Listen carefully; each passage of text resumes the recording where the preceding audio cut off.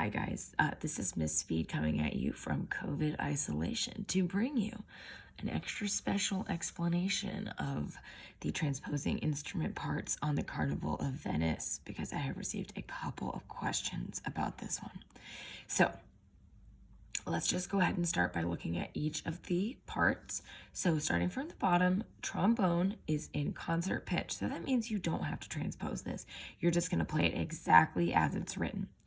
Going up, we're going to look at the F horn part. So the F horn is going to transpose down by a perfect fifth, okay? And our key signature is going to change by adding one flat to our key signature, which kind of makes sense because if you look at our trombone part, we have two flats. We can probably guess that the F horn part is going to be in the same key as the trombone part. So our part here, we're going to add one flat to that key signature, bringing it down to two flats. The B flat trumpet, now this is a little bit confusing because we've talked about like B flat clarinet before. B flat trumpet, it transposes the exact same way that the clarinet does. So you don't have to worry about it being different because it's trumpet instead of clarinet. It's just going to transpose down by a whole step. And we are going to add two flats to our key signature here.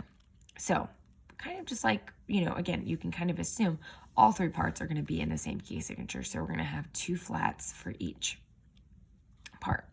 So let's talk about starting pitches a little bit. Trombone, again, it's going to be exactly as written. Our starting pitch is going to be A natural.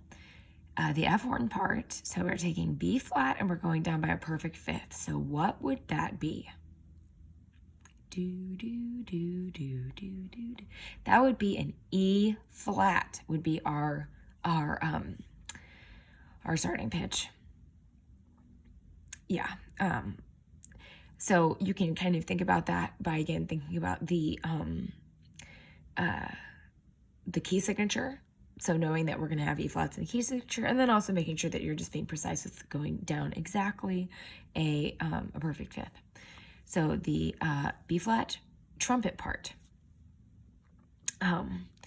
we are going to, the starting pitch for this one, so it's be a whole step down from G, would be F.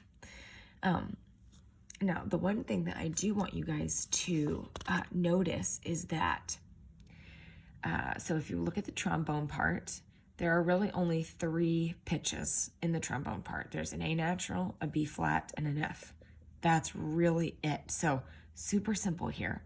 Now, let's take a look at the top two parts. It's a little bit tricky to tell, but, let's start by looking like maybe right here. So if we're thinking about our F horn part, we have a G natural right here, and it's going to be transposing down a fifth. So that would be C natural would be this pitch right here, and then this pitch right here would be an E flat because we're going down a whole step.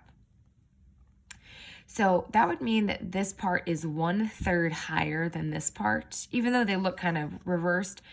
You're just knowing that you're really playing in thirds. So starting with an E flat here and a C here, and look how they move in perfect parallel. So you're just playing in thirds and playing in a perfect parallel motion throughout this whole thing.